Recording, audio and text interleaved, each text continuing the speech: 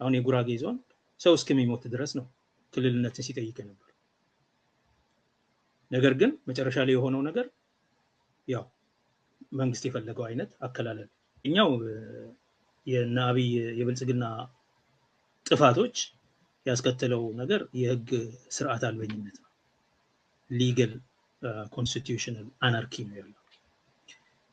ህገ መንግስቱን በማከለ መንገድ አይደለም የክልልነት ጥያቄ እየተመለሰ ያለው። የክልልነት ጥያቄ አይደለም የተመለሰው። በደቡብ ክልል ወደ 10 የሚጠጉ ብሔሮች በ2016 በ2018 የክልልነት ጥያቄ ነበራቸው ኦን ፋይል። የነዛ ቡድኖች ጥያቄ አይደለም የተመለሰው። ብቸኛው ከነዛ መካከል ጥያቄ የተመለሰ ከተባለ የተመለሰው የሲዳማ ክልል ነው። እሱም ብዙ ደም ተገብሮበትና ብልጽግናነትን ተቀብለው የሆነ ነው። የሌሎቹ ግን አሁን ደቡብ ምዕራብ ክልል ምናምን ክልል ማዕከል ይሄንን እንደዚህ የሚባል ቡድን ጠይቆ አያውቅም። የብሔር ጥያቄ አይደለም፣ የብሔር አከላለልም አይደለም። እውነት ለመናገር የደቡብ ክልልን ሉዓላዊነት ለማፍረስ የማዕከላዊ መንግስት አይደለም ማድረግ ያለበት። የራሱ የደቡብ ክልል የራሱ ህገ መንግስት አለው፣ ህገ መንግስታዊ አካሄድ አለው፣ ያን የሚያደርግበት መንገድ አለው። የደቡብ ክልል ህገ መንግስት ተጥሎ ከዛ በኋላ ማለት እሱ እንዳለ ሆነ እዛው ከግንዛቤ ሳይገባ የተወሰኑ አካባቢዎችን ለአገዛዝ እንዲመቸው ለብልጽግና ለአገዛዝ እንዲመቸው መብት ለማክበር አይደለም ለአገዛዝ እንዲመቸው በማድረግ አዋቅሯል። ይሄ ወደፊትም ሌሎች ክልሎችን የማፍረስ አጀንዳው አንድ ማስለመጃ ተግባር ፕሬሊዩድ ነው። ማስለመጃ ሾክ ቴራፒ ነው። ከወዲሁ ወቁት የፈለግነውን ክልል እንደፈለግን ለአገዛዝ በሚመች መንገድ ልናደራጅ እንችላለን የሚልበት መንገድ ነው። ለአገዛዝ የማይመች የመሰለውን አነስ ያሉ ለአገዛዝ የሚመቹ ያደርግና ከዛ በኋላ እነዛ ውስጥ የራሱን ልሂቃን መርጦ ባለስልጣን ያደርጋል። በነዛ ልሂቃን በኩል ብልጽግና ያንን አካባቢ ሙሉ በሙሉ ተቆጣጥሮ ያስተዳድራል ማለት ነው። የመጀመሪያው ውጤት የህግ ስርዓት አልበኝነት ነው። የህጎች ፍራግሜንትድ መሆን፣ ትርጉም አልባ መሆን። የህግ በተለይ የፐብሊክ ሎ እና የህገ መንግስት ህግ ትርጉም አልባ መሆን። ሁለተኛ ህዝብን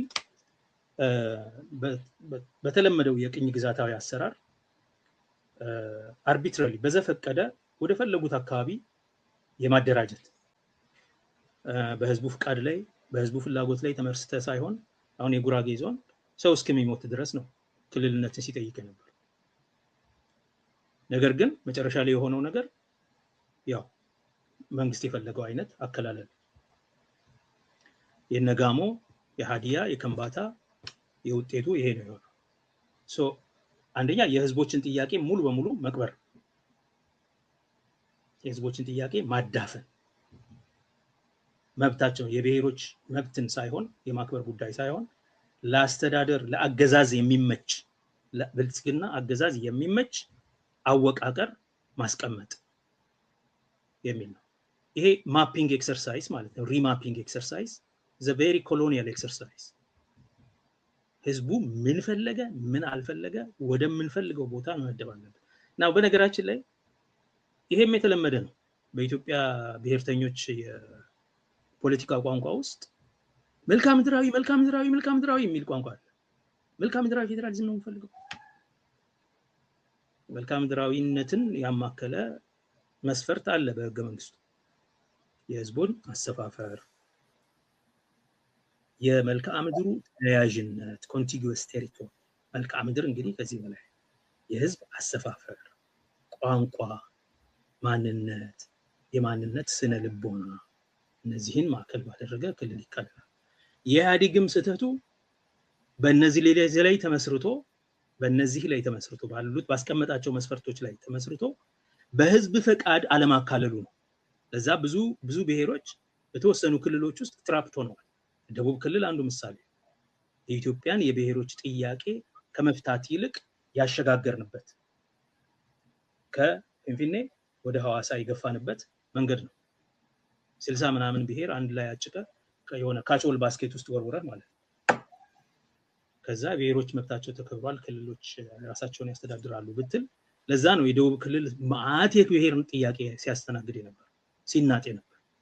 ለዛ ነው የደቡብ ክልል ብሔራዊ ማንነት ሳይኖረው አይደንቲቲ ያልነበረው ሳይኖረው ህገ መንግስቱን ባለቤት አልባ ሆኖ ዝም ብሎ በፈለጉት መንገድ የተውት ማለት ነው። ሁሉም ሰው አብዲኬት ያደርጋል። ይሄ ለምንድን ነው? ገና ድሮውኑ የኢትዮጵያን የብሔሮች ጥያቄ ኢትዮጵያ ከፊንፊኔ ወደ ሐዋሳ ኮንሳይን ስላደረገችው ቀድሞ። አሁን ደግሞ አብይ ከዛ ውስጥ ይሄ ደቡብም የሚባለው ነገር ስለሚያስቸግረኝ፣ ምክንያቱም እዛ ውስጥ የክልልነት ጥያቄ በሲዳማ በጋሞ በ10 ተጠይቋል። ስለዚህ ያንን ፕሪኤምፕት ለማድረግና ለማስቀረት ያንን ጥያቄ ለመቅበር ለማድፋፋት ለማፍገምገም እና የተወሰኑ ልሂቃንን ወደ ራሱ ኮኦፕት አድርጎ ያንን አካባቢና ህዝብ በራሱ በብልጽግና አገዛዝ ስር ለማስቀመጥ የሚያስችል አደረጃጀት ለመፍጠር የተለያዩ ክልሎችን ፈጥሯል። ይሄ ያው የብሔሮች ጥያቄን አሁንም አባብሶት ይቀጥላል፣ ወደፊትም ይቀጥላል ይሄ ነገር። ምክንያቱም ብሔሮች ማንነታቸው አይጠፋም፣ የመብት ጥያቄያቸው አይጠፋም። ሀዲያ ሆኖ ይኖራል፣ ከምባታ ሆኖ ይኖራል። ስለዚህ ጥያቄዎቻቸው አንዴ የተነሱ ጥያቄዎች መልስ ካላገኙ ሚውቴት ያደርጋሉ ራሳቸውን፣ ግን ይቀጥላል። በደቡብ ክልል ይጠይቁ ነበረ፣ በደቡብ ምዕራብ፣ በደቡብ ማዕከላዊ ምናምን ይጠይቃሉ። ስለዚህ ጥያቄዎቹ ይቀጥላሉ ማለት ነው። በሌላ መንገድ ሪሳይክል ነው ያደረጉት። ሌላው ውጤት ምንድን ነው? በህዝቦች መካከል እርስ በርስ ያለመተማመንና መጠላላት እና መቋሰል እንዲኖር ያደርጋል። ምክንያቱም እነዚህ ያለምንም አንድ ቀን አስበውት በማያውቁት መንገድ አንድ ላይ የተካተቱ የተመደቡ ቡድኖች ልሂቃኖቻቸው በፓርቲ ስነ ስርዓት በፓርቲ ዲሲፕሊን ስለሚኖሩ ላይጣሉ ይችላሉ። ህዝቦች ጋር ግን አሁንም የተለያየ ግጭት ይፈጥራል። ከዛ በኋላስ ምን ይሆናል? የሰላምና ዲሞክራሲ ኮንፈረንስ ያደርጋሉ፣ የተለያዩ ብሔሮች ልሂቃን ይጨባበጣሉ። ህዝብ መካከል ጦርነት ይፈጥራሉ፣ ግጭት ይፈጥራሉ፣ አለመተማመን ይፈጥራሉ፣ ቁርቅስ ይፈጥራሉ። በዚህ ተጠቃሚ ይሆናሉ እነሱ። ስለዚህ ሁሌ ገላጋይ ዳኛ ሆነው እነሱ ይቀጥላሉ ማለት ነው። ህዝቡን እንደፈለጉ እያተራመሱት ይኖራሉ።